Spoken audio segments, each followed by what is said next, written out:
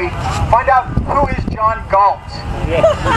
Atlas Shrugged is happening right now. We've got to wake up, we've got to pay attention. We have a booth right over there.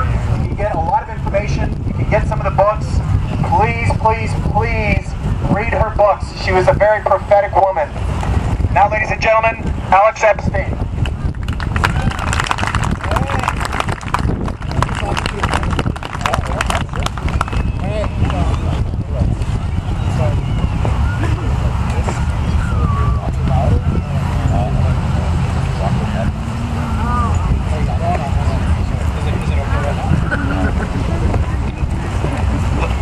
How's the volume right now? Good? Alright.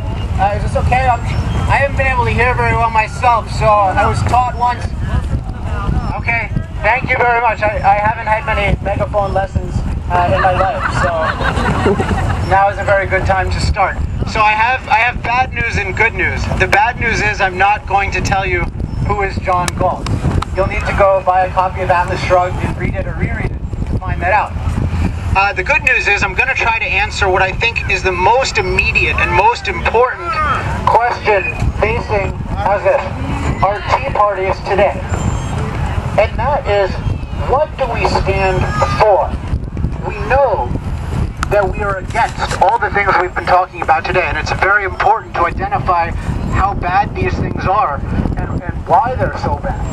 But we also need to know what kind of government are we for? Otherwise, what are we going to accomplish in action? Now you might say, well, we already all know what kind of government we're for, what we should be for anyway, right? Limited government. Well, yes and no. We should be for limited government if it's a really, actually limited government in the sense of the Founding Fathers. The problem is that the term limited government today is basically used by any politician who wants street cred among anyone who is in favor of freedom. And therefore, George W. Bush, who presided over the greatest amount of welfare spending and government control of industry in the history of America, is called an advocate of limited government and free markets. Now, if we're going to hold a Tea Party, we need to stand for limited government as advocated by the Founding Fathers.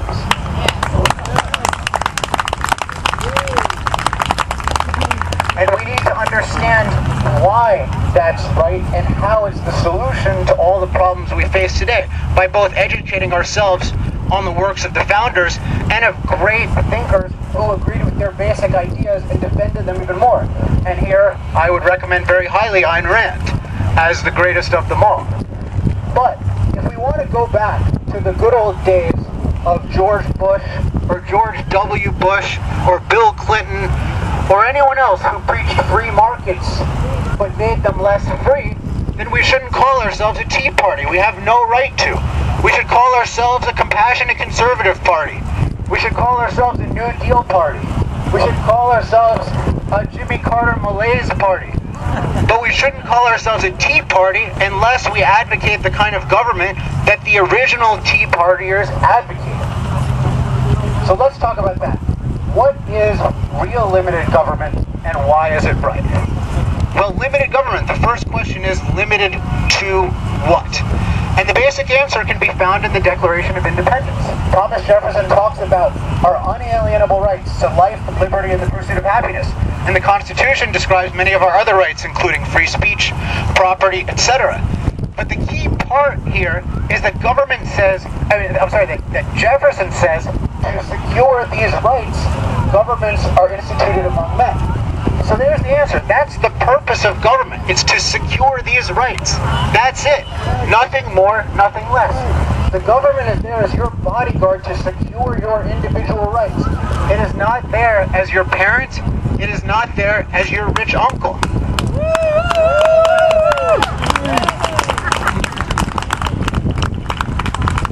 Now, unfortunately, our exploration into political philosophy isn't over yet, because we need to be clear what exactly are individual rights. This is another issue where the term is thrown around left and right, but it's used in all kinds of different ways. So again, let's look at it. Rights are freedoms of action. action is the important word. Freedom is of action without interference by others. They are not claims on the lives and property of other people. So let's look at the right to free speech. The right to free speech means that I have a right. I'm a writer for a living, so I have a right to write whatever I want. It doesn't mean you have to read it, and it doesn't mean that I have a right to a column in the New York Times. By the same token, I have a right to the pursuit of happiness, so I can go out in the world and try to find my dream girl and get her to marry me. But if she doesn't want to, I don't have a right to marry her. This isn't Pakistan. And the same thing is true with everything else we've been talking about. You do not have a right to medical care. You have a right to earn your own medical care and take care of your own health. That's what rights really mean. And the system established by the Founding Fathers, while it did not protect rights 100% across the board, and of course, our greatest tragedy in this respect was slavery, which we paid for with 600,000 of our fellow Americans dying on a battlefield. We did protect rights, including economic rights, more than any nation in history. We had rights across the board, and therefore we had a society that looks nothing like our society today. For instance, let's say you want to start a business. Well, you actually were allowed to start a business. You didn't have to spend 6 months begging the zoning board for permission to run a business. Let's say you wanted to drill for oil. Well, you could actually buy a piece of property and drill for oil and produce energy. Imagine that. And this was just free across the board. You know, you could hire people, you could fire people, you could work for whomever you want. It was a nation of total economic freedom, of laissez-faire, hands-off. Now, most people today, upon hearing this kind of description, would think, wow, that must have led to something horrific. And in fact, you know, most college professors would tell them that. I mean, if people were left free, and if they were actually left responsible for their own lives, that would be a catastrophe. People would be starving in the streets. They would all be poor. They wouldn't be able to afford anything. It would be chaos if we didn't have Ben Bernanke, you know, devaluing our currency. How could we survive with that? How could we get medical care unless a community organizer told doctors how to conduct medicine?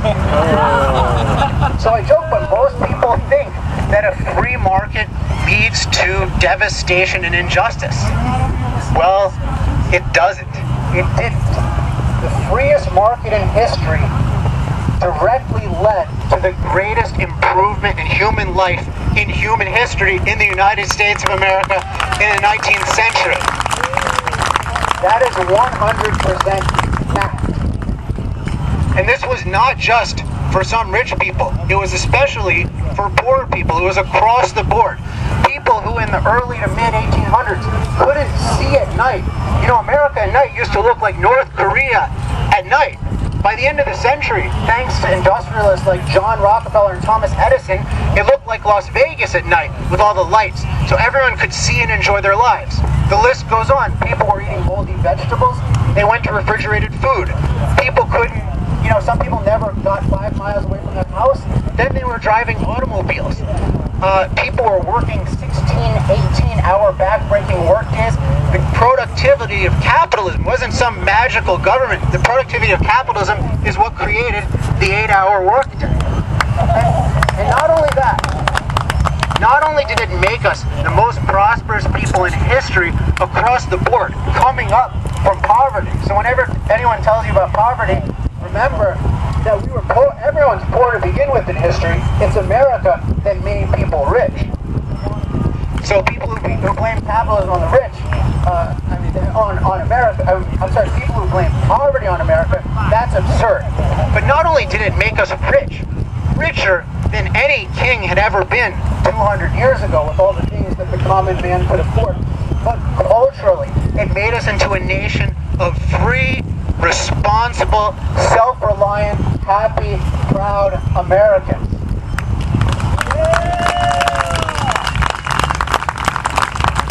The kind of rugged individualism that we wish we had more of. If we ever hear about Horatio Alger stories, you know, you could say in the old days, every day in America was Independence Day because of our way of life.